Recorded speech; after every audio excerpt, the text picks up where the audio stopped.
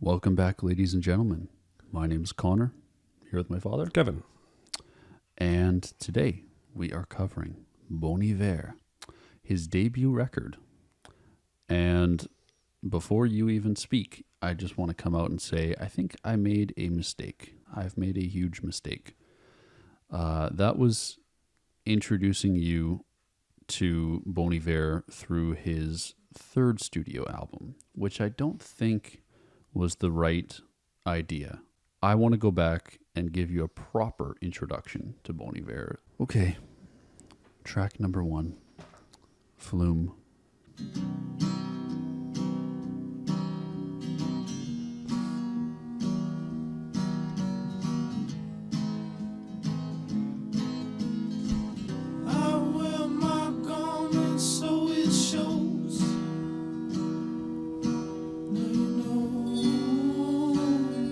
Man, I picture him in the cabin.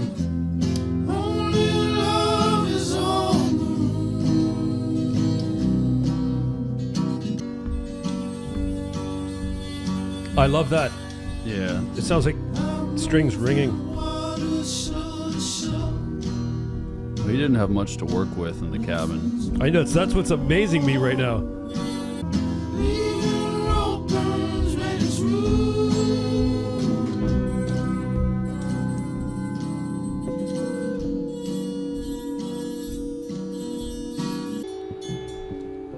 Hear the cabin ambience. I'm actually here in the cabin right now, man, with my eyes closed.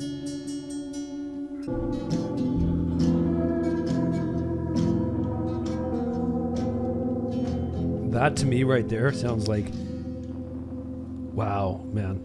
The sound at the end there I don't know how he captured that, but it sounded like you're in a car underwater at a lake.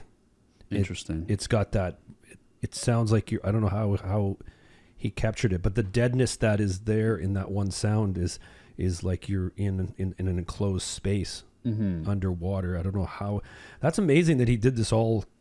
Yeah, well, I just want to say one more time, thank you, Frank from Middle 8, because with his video that he just released, great video, go check it out. I'll link it in the description, but I think that video will really help you enjoy this record more than you would have already enjoyed it. I think you would have enjoyed it if you didn't know the background. You'd be like, oh, this is cool. This is some good. No, he set it up very well. But the way that he set it up, and now you know how this was recorded, I think that is what makes it so much more interesting and so much more just beautiful. Track number 2, Lump Sum.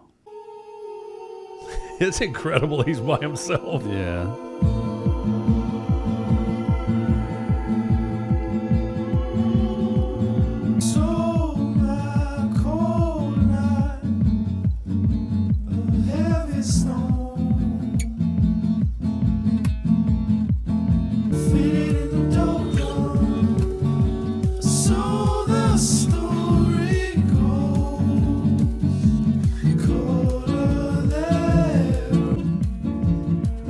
Got a little egg shaker and one little ride cymbal, eh?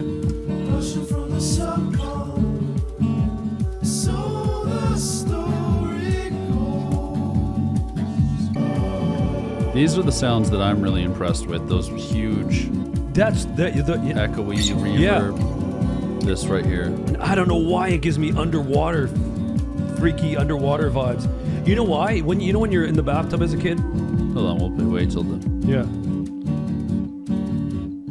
This track gave me feelings when you're a kid and you're underwater, and you hear that the muffledness, like in a bathtub. Yeah, you could hear people walking around in the other room, and you could hear stuff going on. You could hear, whatever noises, but you hear it muffled, right? So, I think also like with the mic placement of where he is and the limitations of the mic, you're getting a little bit of that muffledness, right? Mm-hmm. So that's what you're hearing is.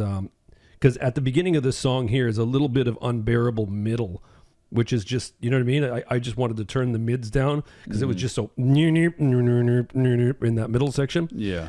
But it's amazing that what he's getting in terms of like in terms of sounds overall, like with the eggs, and I don't know what else he had for percussive stuff if he was using that from Pro Tools, or he's adding it on. But good sound, really good sound, right? I'm assuming he used mostly instruments that he had. I know in the video that Frank posted, he talked about how he had his trunk full of certain instruments, the guitar, his laptop, his a couple things. For Probably an and egg stuff. shaker and they're pretty small to carry around. yeah, just a single egg. Yeah, I'm assuming it wasn't too hard.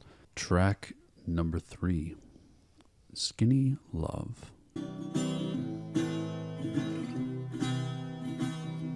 yeah, real banjo feel on this song, this instrument. Come on, skinny love, just let's sing it. For a little soul we will never hear. My. Great vocals if that's just a 57. Yeah.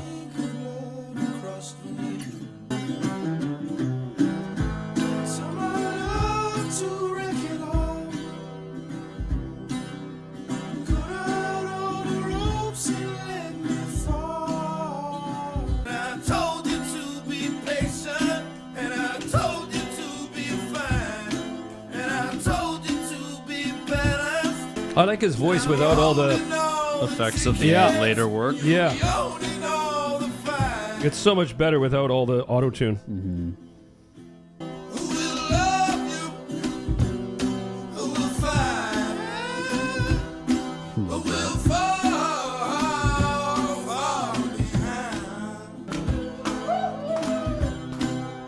Can you picture him in the cabin by himself Just doing that. doing that?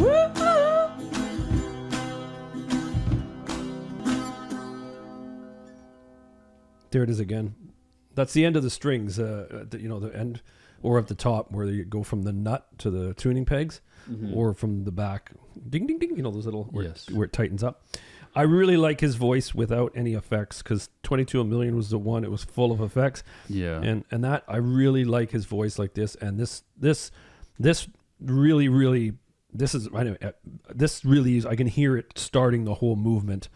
Of what was later to come. Yeah, it's like big time, man. I didn't know that he was like the founding father one of of this. the pioneers of that sound. Yeah. Yeah, you've heard that track before, I'm sure. Yeah. Many times. But not with headphones, and that was a special track. That was really, really cool. Track number 4, The Wolves, Act 1 and 2.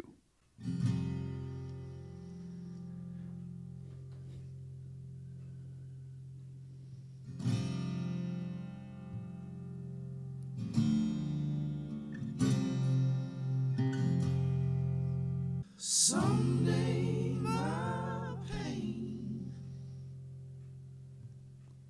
someday my pain will walk with the wild wolves around you. In the morning I'll call you. What might have been lost, what might have been lost, what might. This part's really nice. I love the swinging of it sounds like brushing of a ride. And the way it just naturally flows in. Yeah. This bridge is really nice.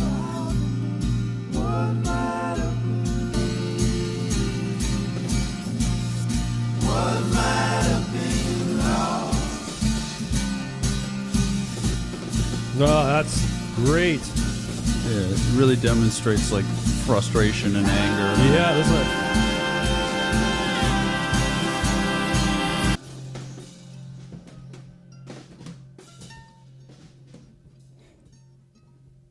that was really cool. The bridge for me. This is the first one where Someday My Pain, when he opened up, was when I really started to hear the some effects on there. On this album, right? Like really where it came out. But that bridge was something else, man. The way it built, like when what might have been lost, and it just built and built until that cabin was full of like 60 people. It sounded like, to me, it sounded like the cabin was being almost ripped apart from the inside. Yeah, like especially with the drums crashing and everything. Yeah, it sounded like it's just chaos in there, mental chaos. One of my favorite songs off the album for sure. Yeah, that was something else in terms of production. Track number 5, Blindsided.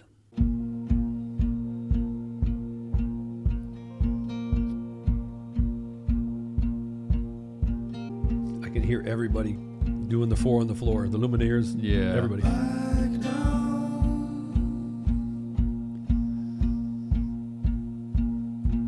down to the downtown, down to the lockdown, contrast in the snow, I love that line. for the agony, blindsided. I love that deep part. Yeah. I really like this song. This is my favorite of the record. Yeah, I love how subtle that bass drum is. It's like a heartbeat that's just. Would you really rush out for me now? Would you really rush out? Would you really rush out for me now? Blindsided.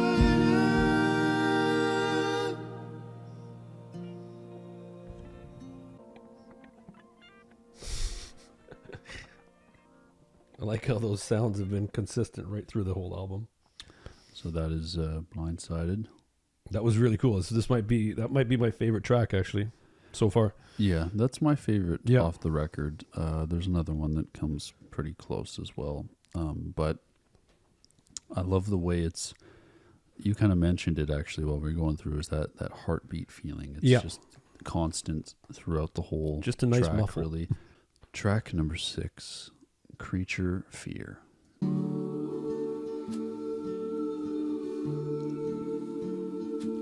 I should mention, I'm going to let this play into track 7, which is titled Team. It's an instrumental that carries this track. Okay. Continues. I was full by your count. I was lost, but you're fool. So many foreign roads, so relatively far, so ready for us. I was teased by your blouse, spit out by your mouth. So many territories ready to reform. So many for us. So many for us. So creature fear.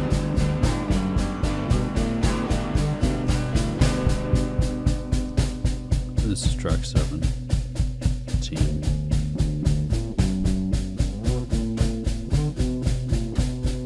That sounds so much like the cajon we have upstairs. It does, yeah. Eh? When you're doubling it? Well, I don't know what he used for drums. I think he must have had to have something like that. Yeah, listen to that. I don't think you can get that on Pro Tools. That No.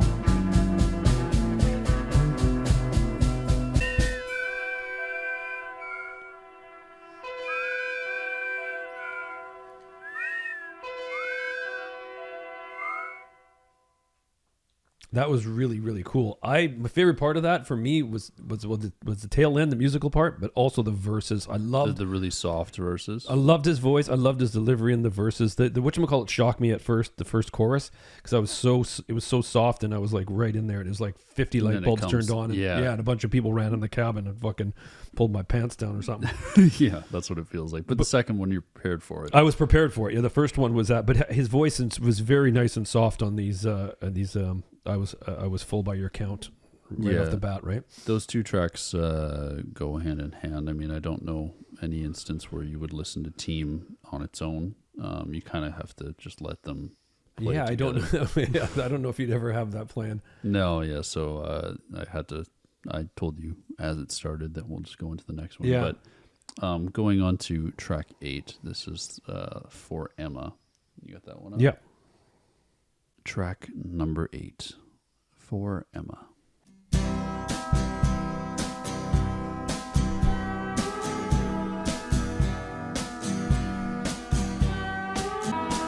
This is beautiful.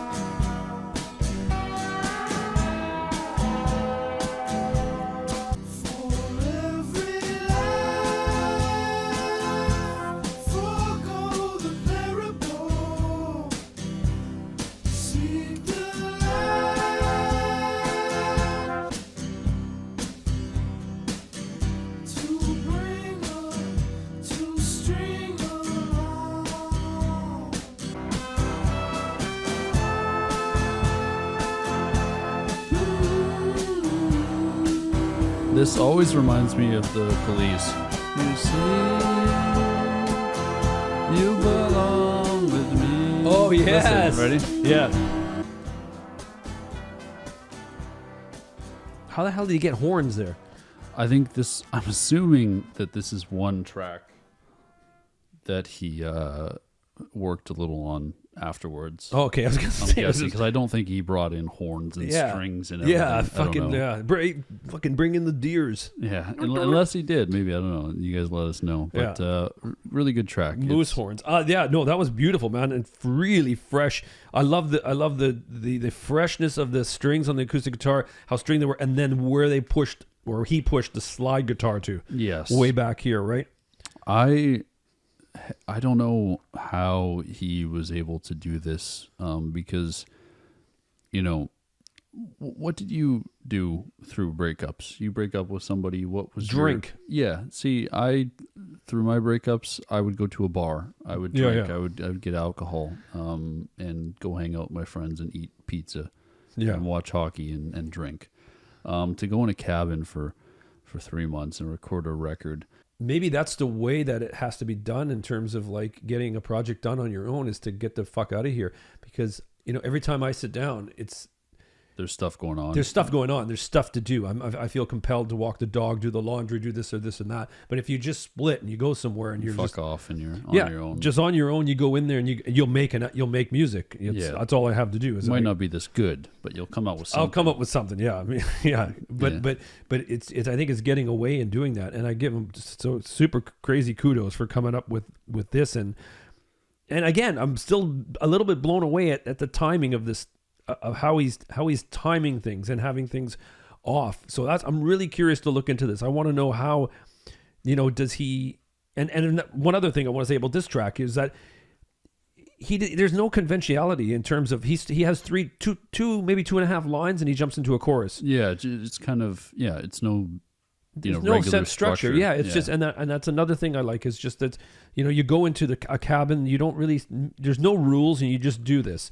Just create whatever you want. And then you know what? It could have came out and it was just the fucking shittiest flop ever. Yeah. Right? Or whatever. But it just happened that it just... be great. Great. And it inspired a lot of people. And every time... you can hear the influence on other artists. Big time. Every time. I didn't know he was like this. I wonder if Mom would enjoy this record because she's into this type of music, correct? Oh, yeah, for sure. Yeah. I know that she's like Skinny Love is her, right away. It's like, she does like that song. She loves it, right? That sits right in the vein of her Luminaires and Mumford & Sons. And I'm sure she would like some of these other songs, like Blindsided and Wolves and Flume. Track number 9, Restacks.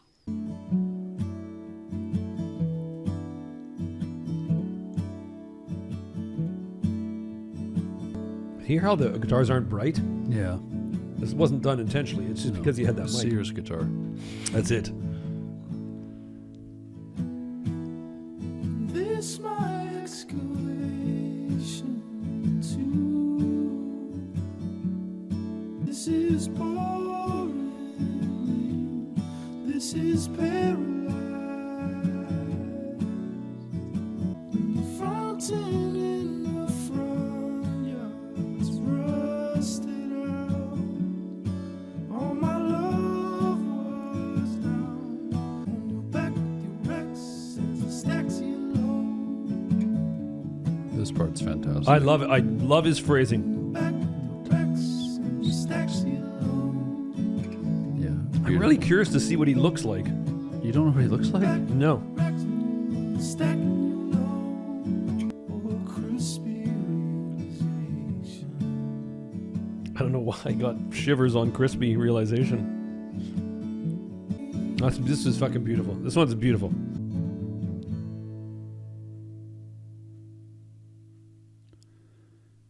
That was definitely my second favorite on the album.